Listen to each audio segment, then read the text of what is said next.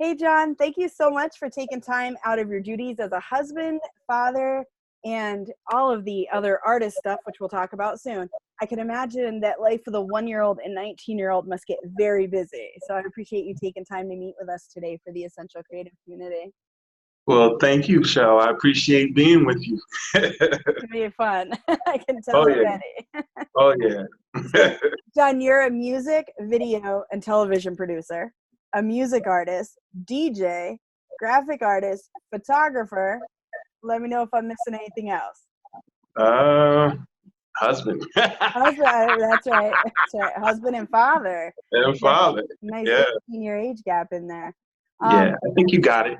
Okay. So we covered all the different, I mean, you do a lot. And so Yeah. one of the questions that I have for you to kick off our interview today is I want to talk with you. In addition, you speak really sharing your heart about God and relationships.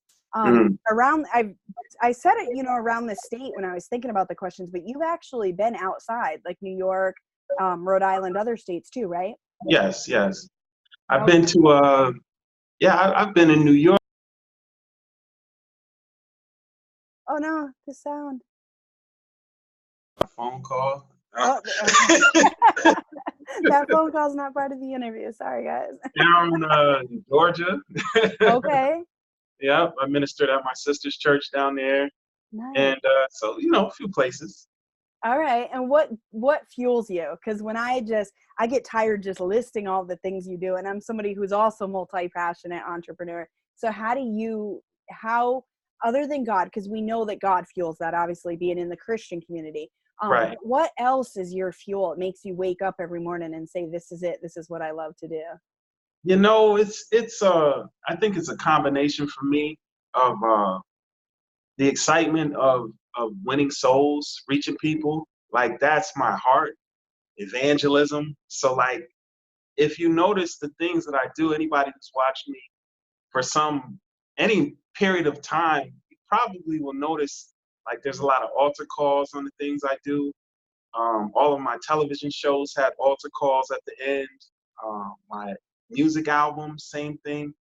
So everything is pretty much evangelistically driven, if that's a word. I never even said that before, but It's a very good word. But it is, I have a heart for souls, and so that's what really drives me. Is I want to reach people for Christ. I often think back to how I was when people were trying to reach me. And so I keep that in mind, if the shoe was on the other foot, like how I approach people. I ask the Lord for wisdom, and even in using these different platforms, I try to present Christ in a way that people can relate to it, but also the gospel is offensive, but I try not to be offensive in my approach. You know what I mean? So I keep myself in mind all the time. I'm like, yo, would I like this? Is this whack? Or, I constantly, what would the old John say to this? And so it's like, because I was that guy, like, don't run up on me, like, I didn't want to hear it, especially because I knew they were right, Oh, yeah, we don't talk I about keep that. in mind, you know what I mean? So everything I do is pretty much driven by evangelism. And then after that is the passion for the gifts, just trying to cultivate my gifts. God's blessed me with a lot of different gifts. So I'm constantly trying to improve and just be the best I can be in them, Yeah, talk a little bit about, so we have a community of creatives at the Essential Creative. People who are writers, authors, illustrators, crafters, people who just love to blog and share about their lives. So talk to me a little bit about what you mentioned, having all these gifts. How is your process of deciding, should I be a musician? Should I not? So you started with one thing, right? Like producing or rapping. Kind of tell us about that journey and how you got to this point where, a little bit about that process of, okay, yeah, let me try DJ, let me try photography, and what's your process for adding or saying, no, this isn't going to work? Right. Well, that's a good question, actually. I think for me, it started with, well, I'll start with this and then I'll backtrack a little bit too. But it started with me with producing music. You Okay. know, I used to be a basketball player, and after I got injured, I discovered music. So I just started knocking around, making beats, and next thing you know, God opened the door for me to work with other artists and things like that. And I worked with people nationally, internationally. You know, I was doing pretty well as a producer. And then I think what came next, I was still passing out CDs on the street. And so a friend of mine one day said, you know, people connect with what they see. Mhm. So, you know, have you ever thought about being on public access television? I was like, no. I looked it up. I prayed that night. You know, I could go into that story another time. But Yeah. I got into television. And then, you know, from there, the part of the training, we had to go through like cameras, we had to do computer graphics, we had to do editing, we had to do all the steps, the lighting, all of those things to become a television producer at the station. So during the training, I saw editing, video editing, and I was like, whoa, you know, that like just blew my mind. And so I really loved the editing. And then the way things came about were out of necessity. You know, as a television producer, I edited my own shows, so I learned editing. You know, I did the cameras and the lighting and all of that myself. And so as I progressed, you know, I needed a business card, for example. Mm. And I was outsourcing to a friend of mine, and they were taking a long time, and then they came back with something, and I was like, nah, I'm not feeling this. And Oh. so I started to try on my own. You know, I started with a business card, and then that turned into an album cover, and then, you know, so I just started doing graphic design out of necessity. And then a lot of the things that I got into were based out of necessity. Like I couldn't afford to hire other people to do these things. So I said, all right, well, let me teach myself how to do it, you know? And I think in that, you can't be afraid to, I saw like something on Instagram the other day. It was like, can't be afraid to suck at something. You know what Yeah. I mean? Like everybody start somewhere, you know? And Right. so I've seen over the years when I first started making beats, my beats weren't good. It took time to develop, you know? And so I understand that going into anything, you know, you can't be afraid to start. And so a lot of the things that I've picked up and learned along the way were based on necessity. Like I couldn't afford to have other people do them for me. So I started doing them. And next thing you know, I'm getting a little better and getting a little better. And then, you know, things started looking nice, you know, out of, also mixing, engineering, mastering, recording, vocals, all of that. Out of necessity again. I had this guy for my first producer's album. I don't know, it was my first album as an artist. I had this guy who was supposed to mix my album. So I sent him the files, and he's not mixing it, and he's not mixing it. So after a while, I said, you know what? I'm gonna learn how to do this myself. And so just, Wow. you know, so that's kind of how it all came about. And I think, you know, as far as knowing what's for you and what's not for you, you know, you can try something, and if it clicks, it clicks. You know, sometimes it may be a little rough in the beginning. If you stick with it, you might get better at it and learn to love it. But a lot of times you'll kind of feel like after a while, like I've heard some people say, well, I tried doing that on my own. I didn't like it. So I hire other people to do it, you know, and I think Yeah. you kind of know inside after you're trying to do something for a while, whether you want to stick with it or not, you know? That does make sense. Darren Hardy is one of my favorite authors and mentors, and he talks about if you go to do something and you don't just love it, Yeah. then hire it out.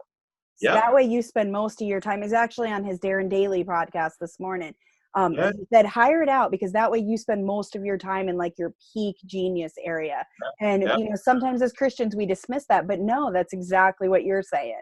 You know, That we is. need to Yeah. spend most of our time in that thing. But I love that you're saying, it's actually the quote we shared on the Essential Creative today on Instagram was this thing from Oprah Winfrey that said, those who, oh gosh, it was something about like the people who are afraid to lose have never gotten their own high wire or something like that. I'm Mm. totally messing it up. Sorry, That's Oprah, if okay. you're watching this. But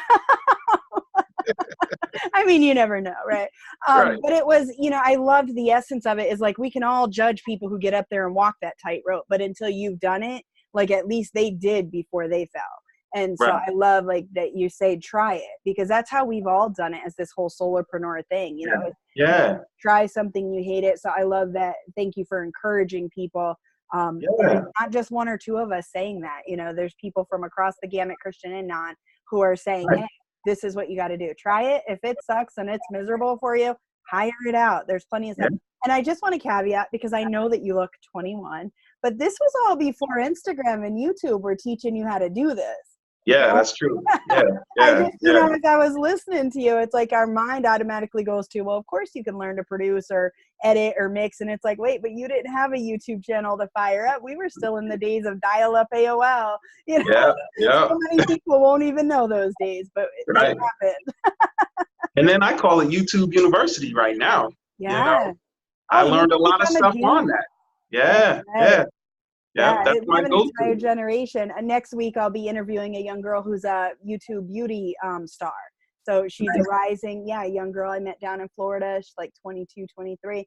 She wants to be a beauty, and I'm saying the words all wrong, but beauty person, whatever they're called, beauty influencer. And so I'm going to interview her, like totally outside my realm or anything I know about. But what a cool thing that she found this. She's going for it. And it's so who she is. So speaking of going for it, there was a desire to hear Christian music. So you've got Holy Hip Hop Hour, which you alluded to earlier with being on TV. And then earlier this year, you launched Bap Radio. So that's an online Christian station that has an app, which I love being able to just throw on whenever I want to hear it. Tell us about, we have a variety of Christian music, comedy, interviews. I've heard programming there from other stations that you're able to bring in. Talk to us about some of the segments and why it's a great tool for those that want to go deeper in their faith, as well as those who just want to have something new to listen to. Right. Well, I tell you, I have a couple of different shows on there right now. Well, there's a few. My wife had a show. She does still have a show. She hasn't done an episode in a while, but but it's good. I play the reruns. She has a show on there called Kingdom Woman, which approaches, I guess, the kingdom lifestyle from a woman's perspective, you know, to say the least. And then there's these guys, Jesus Peace Radio. They're out in Rochester, New York, and they've got a syndicated radio show. It's playing all over the nation, different parts of the world, you know. So I took those guys on. They play pretty much kind of what I play, as far as Christian hip hop and R&B, and a great selection of music. And they, you know, they bring some interesting dialect to the table, you know. And I was listening to them a couple weekends ago and learned some great new music from them. I was like, who is this? We need them to show the names of the people they're playing, though. They don't do that. They say it, though. They say you gotta listen. They come back. You got to keep doing it. So if you go off to Google, if y'all listen, just for people listening to this interview, if you go off to Google what the name of the song is, like pause, just write them down, because you'll miss the name of it. They have a playlist they're on their really website. good. Oh, do they? Okay. I haven't gotten that far, because I usually put it on when I'm in a car or something. But then I was like doing some cooking here and doing some food prep, and I put that on, and boy, I learned like 12 new songs that really spoke to me where I was. I really enjoyed it. Yeah, I really enjoyed it. Nice. So I was able to find 3 of them for later use. I was like, I gotta listen again. So. And that's the thing. You know, I try to select music that, of course, sounds good, but then also that will minister and encourage the listener. You know, I found throughout my walk with Christ and my love for music, a lot of music that I listen to, like, it has to speak to my spirit. It has to minister to me in some kind of way, you know, and that's some of the stuff that keeps you going throughout the day. You know, if you just have it on in the background at work, you might hear a few things, or sometimes you're going through a really hard time and that song just hits you right at the right time, where it's like, man, that's my situation. Thanks for the help, you know, instruction and wisdom from the Holy Spirit. So, you know, there's a lot of things like that. And I love, you know, I used to DJ. I used to help a friend of mine DJ back in high school. And so that was something that I've always wanted to get back into. Nice. And so now I'm, you know, just starting to DJ again. And it's like mixing my passion with music with a radio station is just like a beautiful thing, because I can say, here's all of this great music for you to listen to. You know, it's like a DJ's dream, you know, 24/7. That's beautiful. So are Yeah. you producing in between the segments? That's all you? We're hearing John the Baptist? Yeah. Okay. I have it, the way I have it set up is I pre-program everything. Okay. And so you know, I'll go in, I'll program it, I'll have the schedules going for the week and different things. But yeah, it's me selecting all the music and programming all the different shows and the different segments and all of that stuff. But they've made it pretty easy where you can, if you take the time to do it, I've learned like the auto DJ features and all of that stuff. So I can get in there, set it to just how I want, and let it run, you know? Nice. Yeah. So you're not there like literally 24/7. Okay. Yeah. That's so cool. Yeah, I Yeah. know nothing about doing a radio station, and I just know that it's so convenient because you can download the app, and that's on Android and Apple, correct? Yes. Okay. Yeah, or we can go to johnthebap.com, and there, if you scroll down, there's the link there for the Bap Radio. Yep, Bap Radio. So nice. Yeah, it's been so nice to listen to, and being able to just go in, turn it on, and unlike some of the competition, I'm able to just hear specifically what I want to hear, you know, and I don't have to mix it myself, which is nice, because sometimes on my subscriptions, I have to DJ it myself, and I'm like, I just want to hear new stuff, but I don't know how to find new stuff. Right. And so this is really cool. I'm glad you did that. So we're at Essential Creative, like I mentioned, it's a community of creatives. I'm really working on building this so that we can all come together. Ultimately, I dream of having different people blog on it, etc. And it's a place where we talk. Most of the posts are around excelling creatively in faith, family, community, and business. And that may be a recipe. It could be parenting advice. You know, Allie got on there one day and did a tween's perspective on parenting, you know, nice. Allie and her videos. So they're really fun ways to like learn and just for us to all excel. You know, it doesn't mean it's like, here's Shell's thoughts on excelling. It's just ways like we can excel in the kitchen creatively by trying a new recipe. So you've done this. You've been able, as we talked about earlier, you have an idea, you run with it, either it feels good and you keep doing it. Talk to me about what it's like to work in the creative field full time and to live out your passion each day working in this space. Oh my gosh. It's, I hear people saying, living the dream. You know, you ask them how they do it. Everybody says that these days, right? It really is like that. You know, now I do still have a 9 to 5 that I work, but to do the creative stuff is, you really are living out your dreams. You know, having a radio station is something I've always dreamt about. You know, being on TV, not so much. God kind of dreamt about that one for me. You know, I was that shy guy that didn't even want to take pictures, and you know, God has a sense of humor. He put me on TV every day somewhere. You know, and so you know, that was his doing. But doing all of these creative things is really like a dream come true. You know, the money's not quite there yet like that. But said every creative. It doesn't even matter. Exactly. Because, you know, when I think about, just thinking about Bap Radio right now, when I think about that, sometimes I turn it on and I listen as a listener, you know, not the guy behind the scenes or whatever. And I just say, man, this is really great, you know, I'm excited about it. But it's to be able to do that, to be able to wake up, make your own music. Like I've had days where I woke up, I made a beat, I wrote to it, I recorded it, mixed it, mastered it, went downstairs, set up my camera equipment, took a picture, went back upstairs, did the graphic design, designed the album single cover, and released the music that day. Wow. That's intense. Yeah, but I mean, like, to wake up and do stuff like that, you know what I mean? Not everybody has the gift of art or the gift of music or the gift, whatever your gift is. It's like such a blessing to have it. And so just to do that, to be exercising your gift or gifts, you know, to me, it's exciting. It's so fun. It is really like living the dream for me.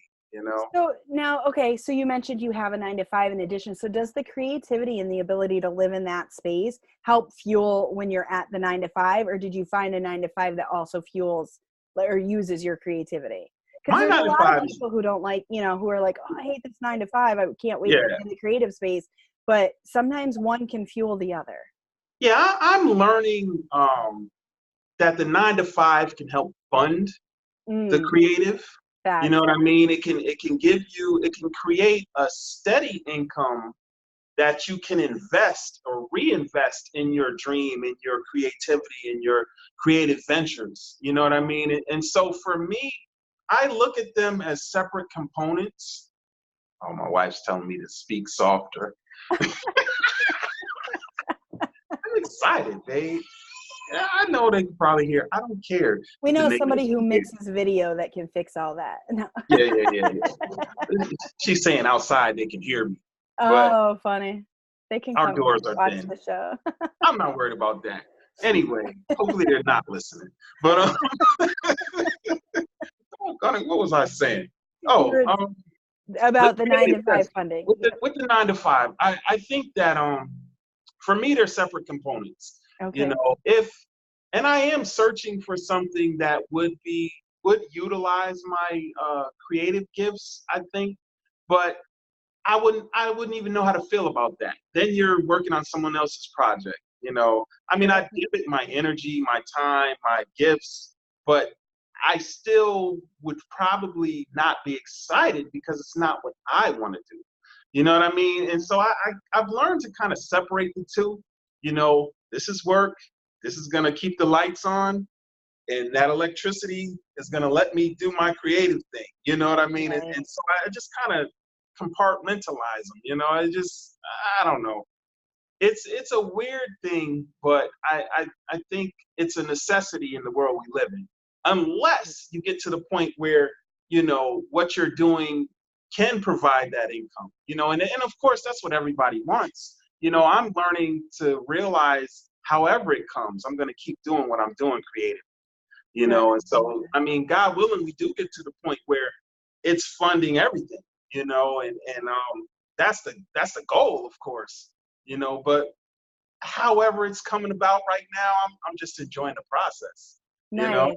Nice. Yeah. And I love that because we hear so much today bombarded with like, you have to live in your passion and fuel your passion and you should work in it. But I work at a toy store part-time.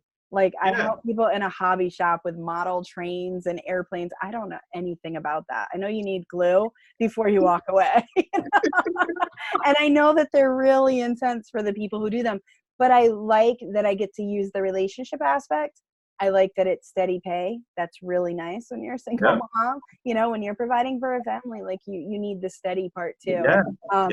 And that's been, you know, a big battle that a lot of us in the community have been dealing with is, absolutely, you know, like I'm looking for full-time work to fund being able to work with people who can't afford coaching at a higher level. So it's like, well, why should they be left out when their voice could be what turns them into amazing things? So I love speaking real because not all of us are at a place where it's full-time. Right. So I love that. Thank you for bringing that to light. And, you know, side note, it's still, to the way I approach it, it still is full-time. Well, we're doing it full-time without the full-time pay. Maybe I should say it that way. Well, you know what I mean? It's like you have two full-time jobs. You 9 to 5 and then exactly. It's full-time, you know, but I'll let that go. Yeah, no, you're right, because that is a good clarification. I definitely work more on the Essential Creative and my coaching business, writing, than I ever do in the 20 hours I'm at the toy store each week. Great point, because we do, and that's where that passion comes in, the energy. It turns on the lights, and hopefully, like you said, we all get to that place where it is full-time. But not everyone starts there, so I love that we're keeping it real on that level too. So I'm going to read this question because I really liked it. So if it sounds scripted, it's because it is. Because I wrote these, when I wrote them last week, I just really like this one. So you accepted your call to follow Christ before finding the love of your life, Nita. You used the tools that were given to you, and you picked up the pieces after a tragic accident that left you injured. instead of playing ball, you juggled various aspects of creativity, which we've alluded to earlier. Was it hard at first to use those creative talents and trust that God was going to bless what you were doing? Or did you just find it easy? That question coming out of here, you were a rising star, you were going to play basketball, like this was life. All of this other stuff was kind of over here. How hard was it to take that detour when you got injured? Can you talk a little bit about that? Sure. I think that's a great question. For me, basketball was at that time my life. It was my God. It was my everything, And when that was, I say, taken away from me, but, God had other plans. Yeah. And so, after the injury, when I discovered music, it brought healing to me, to just be able to express yourself through the music and realizing that I'm gifted in this. And it's like, oh, wow, look, now I have music. So I decided to kind of just pour into that, and I applied myself fully. It was crazy. One day, early on in my music career as a producer, I ran into one of my friends that was a basketball player. And this guy was one of the All-Americans right in front of me in high school. He was a senior, I was a junior, and I was in their shadow. They cast big shadows. They were big-time All-American super athlete guys. And he was playing professionally overseas at the time, and he's winning championships. The team's buying him BMWs, and his face is on the bus, out overseas and all of this stuff. Big-time star over there. And so I see him training one day, and I was going to read, like at the beach where I go, and he was running. And so we stopped and we talked for a while, and I told him, I said, yo, I'm doing music now. And he stopped everything he was doing. He looked at me with this look, and he was like, are you serious about it? Now, coming from him, I knew what that meant. This was a guy, while we were in high school, he would get up at like 5 a.m. and work out his basketball routines before school started. This dude was a serious athlete. And I learned a lot of my discipline watching him train, and I trained with him one summer. And so I knew how intense this guy is, with his discipline routine in basketball. And I said, wow, you know what? You're right. I need to approach music like I approached basketball and use that same discipline in music. And so from then on, like, I really was like, yeah, I'm serious about it, and started, really applying myself. Hey, babe, really applying myself. She didn't want me to do that. But anyway, so I really applied myself in music after that. And I can't say I wasn't doing it before, but that was like the turning point for me to say, like, you know what, basketball didn't work out, but let me put my all into this music, and then that translated into everything else that I began to do. When I went with TV, it was like, all right, let's make this as the best that I can do, the best that I can be with it, and so those things.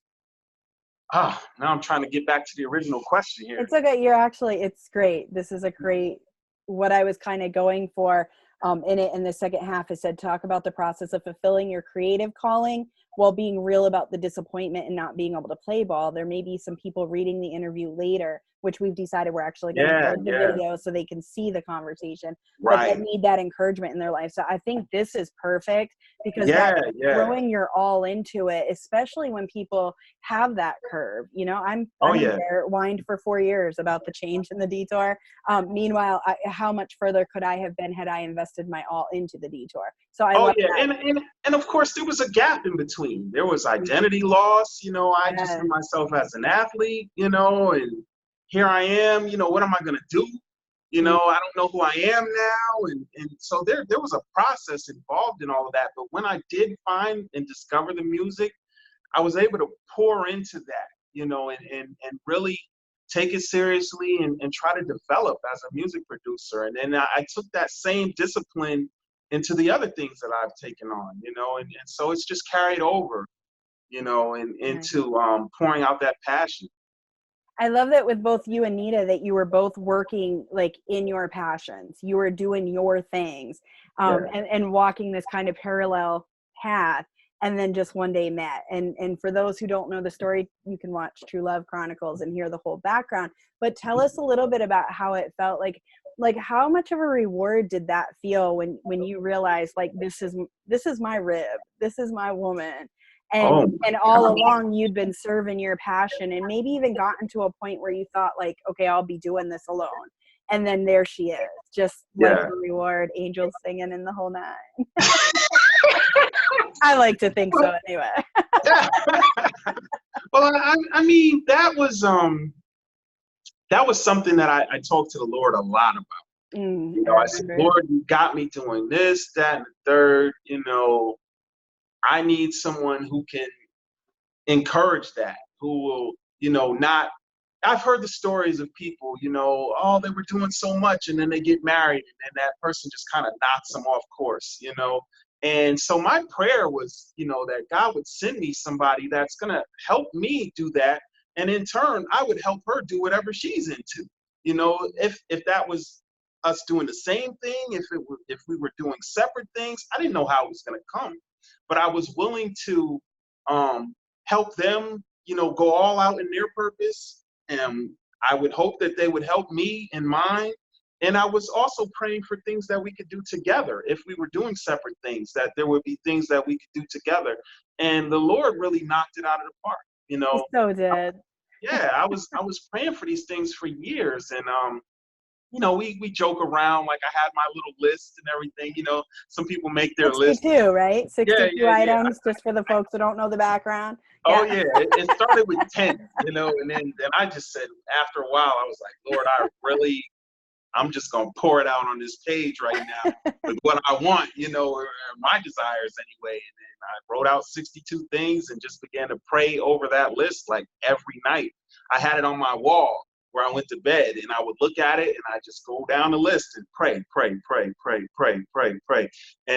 every night. And then the Lord really answered all of those 62 things and more, So it's just, I mean, you feel like you're on top of the world, you know what I mean? And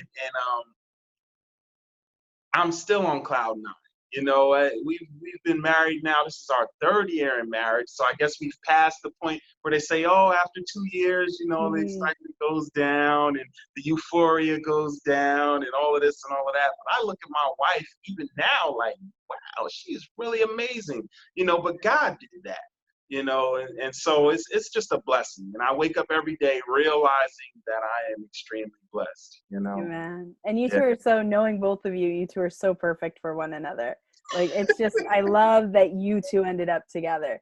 So, well, that was a little sidebar, because for whoever needed it that's watching this, I think it's such a great story, and I remember when on Nita's side, she had shared in a talk you guys did together about how if you guys had really met the first time you met, sitting near each other, that she didn't have like 3 of those things, and then here a year, you say it was not only those 62 but more. So for whoever's out there listening that needs that encouragement, like, keep writing your items down and praying over them, because you never know where she is.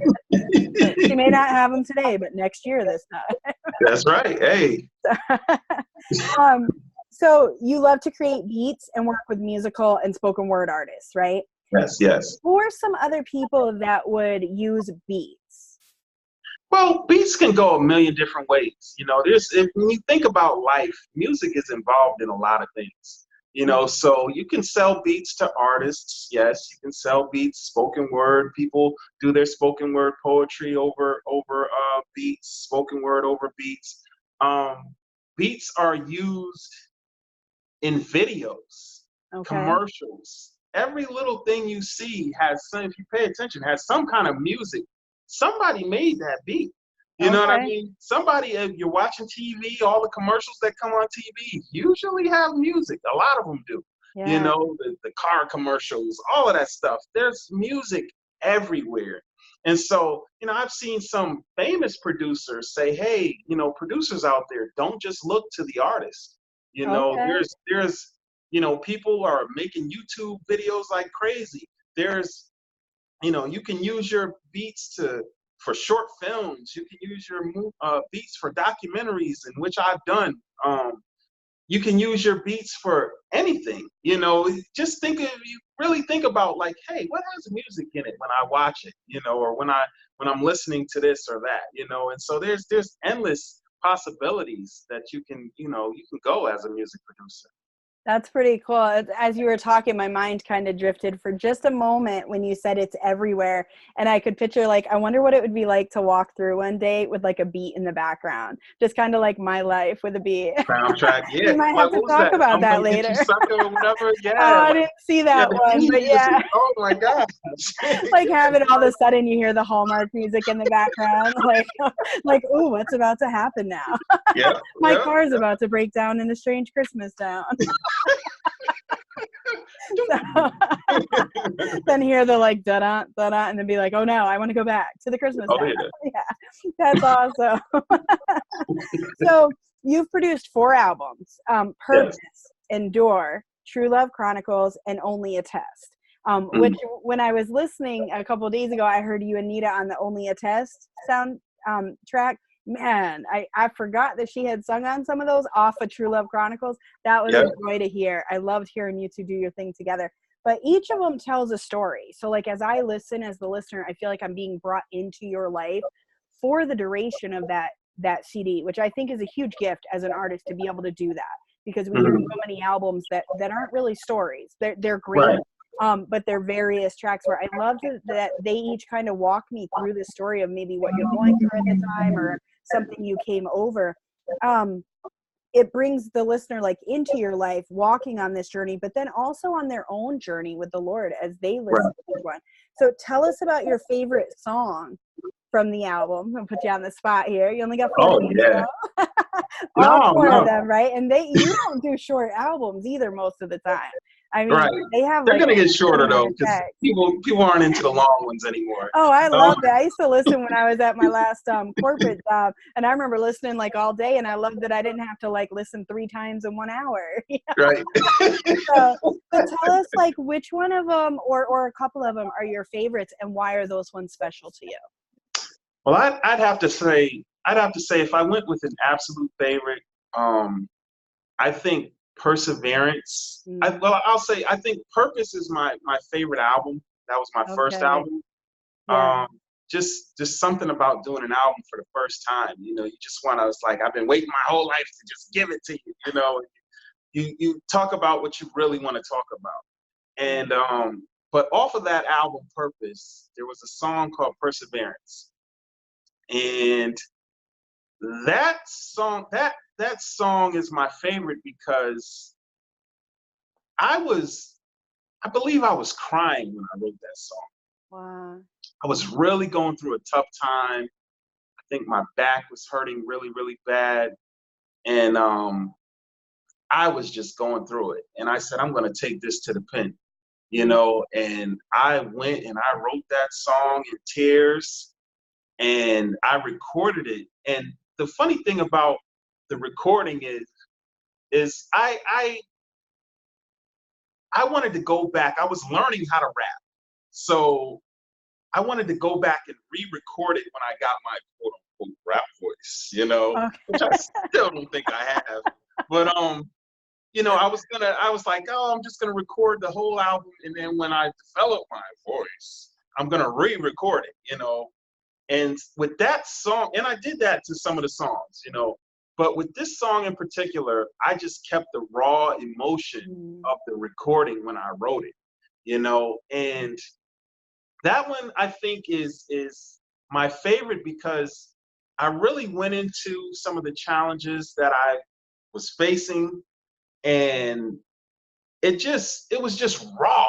You know what I mean? Like there was no sugarcoating. There was no, you know, it was like, this is what it is right now. And this is how I feel, you know, and so I was able to go in that booth with such emotion, you know what I mean? And so it really captured that. And it's very encouraging. And I've heard a lot of stories where people who have heard the song were able, although I was talking about my situation, they were able to place themselves in the situation of their own. And it was able to minister to them the solution and things, because I had some preaching on the hook. And so, you know, that was really, I think that's my overall favorite out of everything that I've done so far. That Perseverance song off of Purpose. I'll make sure that I include that in the write-up that I do with sharing this interview, because I remember that song is such a great song. And something that you touch on with me as a voice coach, it's what I always let people know is, I hear so many people, their first words, whether it's as a ghostwriter or a voice coach, both of them, people will go, but nobody wants to hear what I have to say. And I'm like, lies. Nobody knew who Joel Osteen was before he put out his first book. Or went out and did his first sermon. Stephen Furtick, oh my gosh, who doesn't know him now? But 10 years ago, 20 years ago, that was not true. He was a young kid passing out flyers because he didn't want to waste his time with the youth group. You know, like he was saying, we're still going to have this youth group, even if there's one person. You're not just going to tell me go home so I can celebrate. Nobody knew who those people. James Patterson, there was a time when nobody knew that name. And now the man is putting out like a book a month, which is unheard of. Like, that's crazy. But everybody has to start with something. Transformation Church just finished out in Oklahoma. Pastor Mike Todd, he did one where it was the version 1 conference. And I love, because he said, you just have to start. Stop trying to be perfect. Just make progress. And I really loved that message. And perseverance, that really is what we gather from it. That it's not time to give up. Keep pushing. The day may look awful. You may want to say 1,000 curses and figure out 12 million ways to use the F word as a Christian. That's real the talk. reality we face sometimes, but keep pushing through it, because you don't know. And I'm going to have to go back and listen again, but I remember that, and you're bringing back, oh my gosh. I'm going to have to listen again, because that was one that really ministered to me when I first met you, and you had given me the CD. So we know that we can find you at johnthebap.com. Yes. We can find you on Instagram. Not as much though, right? I don't see you in my feed as much, or is that thanks to the Instagram algorithm? I think it's part of the algorithm, but I don't do social media too tough these days. I promote my wife's makeup line, No Honey Makeup. Yes. You know, shameless plug. But we love them. You know, I've been kind of quiet on social media. I'll admit that. You know, but I'm working, I'm doing stuff. You know, it's like this day and age, you got to find that balance of social media. You don't want to disappear off the face of the earth. You know, like you said, when you stop posting as much, people think you just stop doing whatever you're doing, you know? And so I'm trying to get better with consistency in posts, but I don't live for social media. I live for life, you know? So, you know, I'm trying to get better with that, but I don't allow social media to take up a lot of my time.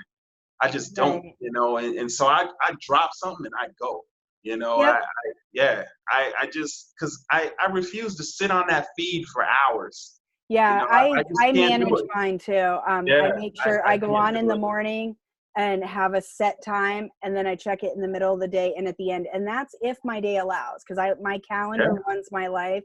Mine is like the Holy Spirit jumping in and saying, hey, small diversion.